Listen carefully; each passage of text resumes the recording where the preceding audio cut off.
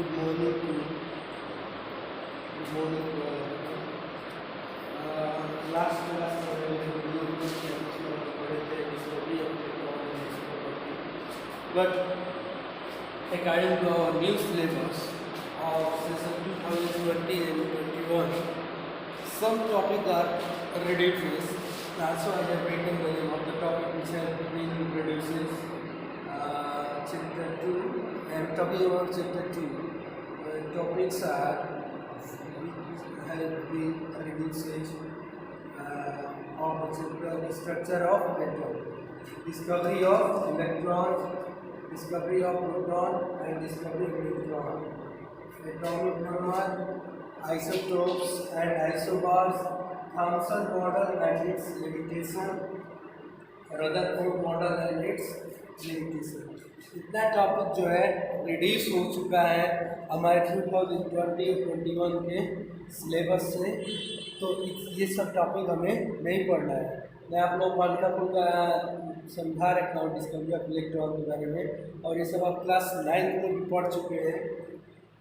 तो जो हमारा सिलेबस है इस साल का, वो स्टार्ट करना है हमें बोहर्स मॉडल ऑफ एटम से। वो हमें कहाँ से स्टार्ट करना है? बोहर्स मॉडल ऑफ एटम से। तो इतना आप स्क्रीनशॉट ले लीजिए और इसको आप लिख लीजिएगा अपनी कॉपी में। एक स्क्रीनशॉट ले लीजिए फटाफट।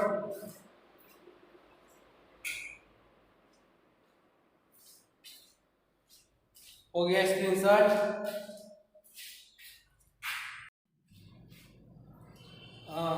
अब स्टार्ट करते हैं हम लोग बोहर्स एटॉमिक मॉडल। तो first of all Bohr's atomic model को हम लोग समझ लेते हैं कौन क्या है, उसके बाद उसके पॉइंट्स आप लोग में लिखवा दिए। पहले समझ लेते हैं बोहर्स एटॉमिक मॉडल है।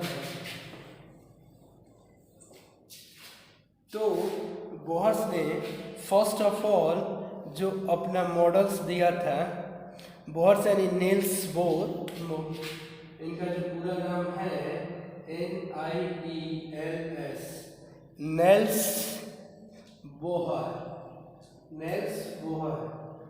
और इन्होंने अपना एटॉमिक मॉडल जो दिया था 1913 में दिया था। इन्होंने अपना एटॉमिक मॉडल जो दिया था 1913 में। अब हम लोग इसके जो मेन पॉस्टुलेट्स हैं उसके बारे में बात करते हैं, उसके बाद मैं इसको समझा दे रहा हूँ। पहले पॉस्टुलेट इसका समझ लीजिए।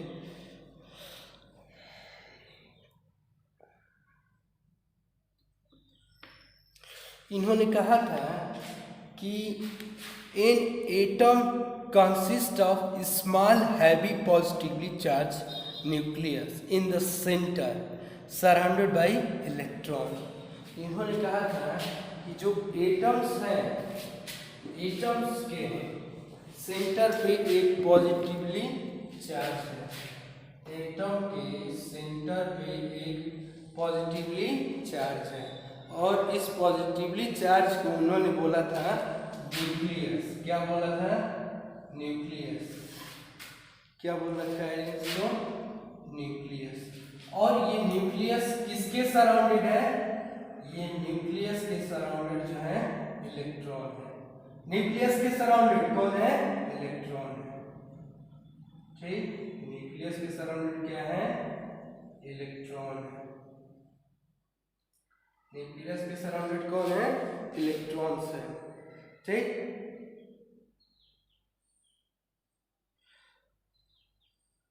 और इलेक्ट्रॉन क्या करते रहते हैं? रिवॉल्व कर रहे हैं किसके राउंड? Around the nucleus. किसके राउंड? Around the nucleus. और इन सब का क्या है? फिक्स रेडियस है। यानी ये जो है हमारा, ये इसको उन्होंने नाम दे दिया था, सेल नाम दे दिया था, के सेल, एल, एम। ऐसे ही अगला जो हमारा आएगा एन सेल आएगा, जो कि आप लोग पढ़ भी रखे हैं। फिगर थोड़ा सा गड़बड़ बन गया है। हर एक का रेडियस क्या होगा? फिक्स होगा।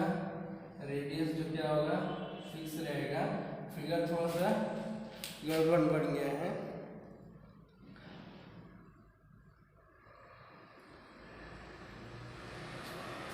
और इन सब को ये क्या है? सेल है। ये क्या है? सेल। इसका नाम के सेल बोलते हैं। इसको इसको एल सेल, एम और एन सेल क्या है sir? Cell, A cell, L cell, M cell, N cell. तो ये न्यूक्लियस है, न्यूक्लियस के अराउंड कौन रिवॉल्व कर रहा है? अराउंड न्यूक्लियस जो है इलेक्ट्रॉन रिवॉल्व कर रहा है, इलेक्ट्रॉन के न्यूक्लियस के अराउंड जो है इलेक्ट्रॉन रिवॉल्व कर रहा है।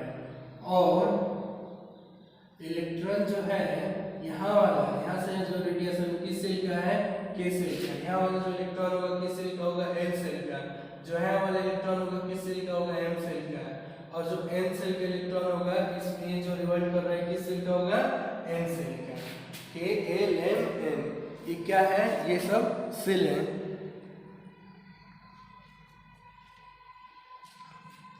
और ये जो इलेक्ट्रॉन्स है जो रिवॉल्व कर रहे हैं ये ऑर्बिट में रिवॉल्व करेंगे, टाइम के अकॉर्डिंग चेंज नहीं होंगे।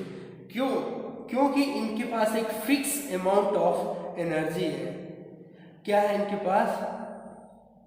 एक फिक्स अमाउंट ऑफ एनर्जी है, जिसकी वजह से ये क्या कर रहे हैं? न्यूक्लियस के राउंड लगा रहे हैं। जैसे हमारी बॉडी है, तो हमारी बॉडी में अगर हम लोग रेस्ट में हैं तभी कुछ अमाउंट में एनर्जी रहती है। कौन सी एनर्जी रहती है? In the form of kinetic energy.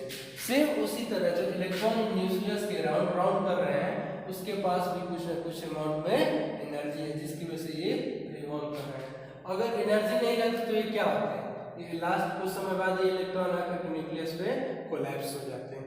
लेकिन इनके पास कुछ ना फिक्स अमाउंट में एनर्जी है, जिसकी वजह से इलेक्ट्रॉन क्या कर रहे हैं? राउंड कर रहे हैं।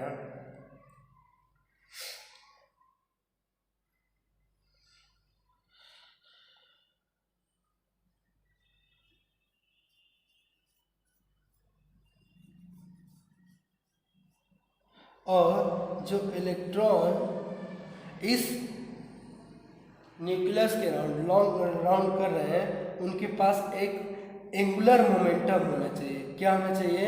Angular momentum. और एंगुलर मोमेंटम किसके मल्टीपल में होना चाहिए? h/2π। किसके मल्टीपल में होना चाहिए? h/2π। तो हम लोग जानते हैं एंगुलर मोमेंटम जो होता है, एंगुलर मोमेंटम जो होता है क्या होता है? एंगुलर मोमेंटम लैम्डा से लेते हैं एंगुलर मोमेंटम को। और एंगुलर मोमेंटम कितना होता है?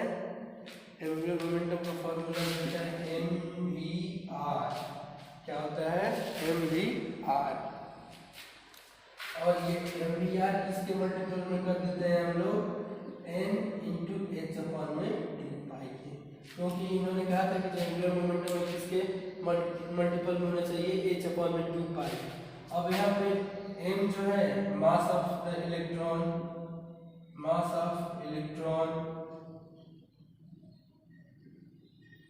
जो रिवॉल्व कर रहा है, v जो है वेलोसिटी है, v जो है वेलोसिटी है, r जो है रेडियस है, रेडियस की लंबाई से रेडियस की लंबाई रिवॉल्व कर रहा है, n जो है नंबर ऑफ टाइम जो रिवॉल्व कर रहा है, h जो है हमारा क्या है? Planck constant. h जो हमारा क्या है? प्लैंक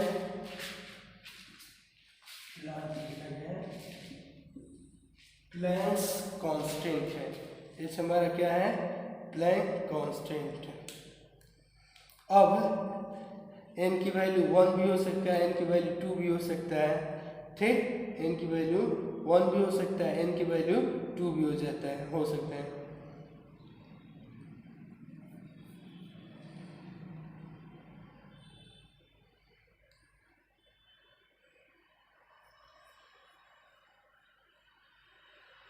अब क्या होगा? जो इलेक्ट्रॉन इस राउंड में, अगर सपोज कर के सेल में इलेक्ट्रॉन है और ये राउंड कर रहा है, अगर इसको एनर्जी देते हैं तो ये क्या करेगा? एनर्जी ऑब्जर्व करके और क्या ग्राउंड स्टेट से कहाँ चलाएगा? हायर स्टेट पे। एनर्जी अगर इस इलेक्ट्रॉन को एनर्जी देते हैं तो एनर्जी देते समय जानते हैं kinetic energy is equal to क्या होता है? Half mv²। तो जब एनर्जी देंगे तो काइनेटिक एनर्जी बढ़ेगा। काइनेटिक एनर्जी के बढ़ने से क्या होगा? वेलोसिटी। वेलोसिटी जब बढ़ेगी तो इलेक्ट्रॉन क्या कर जाएगा? जंप करके यहाँ से ना करके यहाँ आ सकता है या यहाँ आ सकता है। तो सपोज करो कि ये k l m n, इसको नंबरिंग कर देते हैं 1 2 3 4। तो अगर इलेक्ट्रॉन इनिशियली जो है 1 में है और 1 से जंप करके कहाँ चला गया, 1 से जंप करके इलेक्ट्रॉन थर्ड सेल में चला गया, सेल नंबर फर्स्ट, और ये से एनर्जी लिया तो सेल नंबर 3 में चला गया। सेल नंबर फर्स्ट उस इलेक्ट्रॉन के लिए कहलाएगा ग्राउंड स्टेट। क्या कहलाएगा? Ground state. और सेल नंबर थर्ड क्या कहलाएगा? Excited state. एनर्जी मिला, एनर्जी मिलते ही खुश हुआ और इलेक्ट्रॉन जंप करके कहाँ चला गया? एक्साइटेड स्टेट में। किसी को भी आजकल थोड़ा सा मोटिवेट कर दो या थोड़ा सा सपोर्ट कर दो, देखो फूल के एकदम समझ जाएगा हमसे बड़ा कोई है ही नहीं। ठीक ऐसे ही है, इलेक्ट्रॉन के साथ एनर्जी मिल रहा है तो एनर्जी पाते ही इलेक्ट्रॉन क्या कर जाता है? जंप कर जाता है, ठीक, हायर सेल में। तो जो जिस स्टेट में इलेक्ट्रॉन है इनिशियली एनर्जी म्यूनिसिपल है, वो स्टेट उसका ग्राउंड स्टेट होगा। और जब एनर्जी मिल करके जिस स्टेट में चला गया वो स्टेट क्या हो जाएगा? एक्साइटेड स्टेट उसके लिए कहा जाएगा। ठीक, तो अगर क्या होगा, ये कब एक्साइटेड स्टेट में जाएगा? जब एनर्जी एब्जॉर्ब करेगा। क्या करेगा? एब्जॉर्ब करेगा। और अगर एनर्जी रिलीज कर रहा है इलेक्ट्रॉन अगर एनर्जी रिलीज कर रहा है तो उस साइड में इलेक्ट्रॉन जो है, ये हमारा एनर्जी लेवल है लोअर टू हायर की तरफ, ये लोअर से हायर की तरफ। तो अगर इलेक्ट्रॉन एनर्जी रिलीज करेगा तो एनर्जी जब रिलीज करता है, when electron release energy then go down the cell, यानी कहाँ से? हायर से किधर जाएगा? लोअर की तरफ। जब एनर्जी क्या करेगा? इलेक्ट्रॉन रिलीज करेगा। सपोज करो कि सेल नंबर 2 में है, एल सेल में जब एनर्जी रिलीज किया है तो उस टाइम कहाँ चला जाएगा? सेल नंबर 1 में चला गया एनर्जी रिलीज करके। ठीक, तो अब इस एनर्जी डिफरेंस को फॉर एग्जांपल में हम लोग ले लेते हैं इलेक्ट्रॉन में, जैसे हम लोग ले लेते हैं ये इसका एनर्जी E1 है, ये E2 है, E3 है, ये E4 है। ठीक, तो डिफरेंस ऑफ एनर्जी जो होगा, जो 2 एनर्जी लेवल का जो डिफरेंस ऑफ एनर्जी होगा delta E is equal to, हमें किसका डिफरेंस लेना है? फर्स्ट और सेकेंड के बीच का एनर्जी डिफरेंस कितना है? तो हम लोग क्या करेंगे? Higher state minus lower state, यहाँ से जो हमें आएगा एनर्जी डिफरेंस आएगा। यही है बोहर्स एटॉमिक मॉडल। इसको अच्छे से आप वीडियो एक बार देखिए, 2 बार देखिए, थोड़ा देखने के बाद फिर थोड़ा बुक पढ़िए, उसके बाद समझ में आने लगेगा, फिर एक बार देखिए, क्लियर कॉन्सेप्ट हो जाएगा। बाकी मैं ऑनलाइन क्लास में कुछ दिक्कत होगा तो पूछ लीजिएगा। थैंक्स।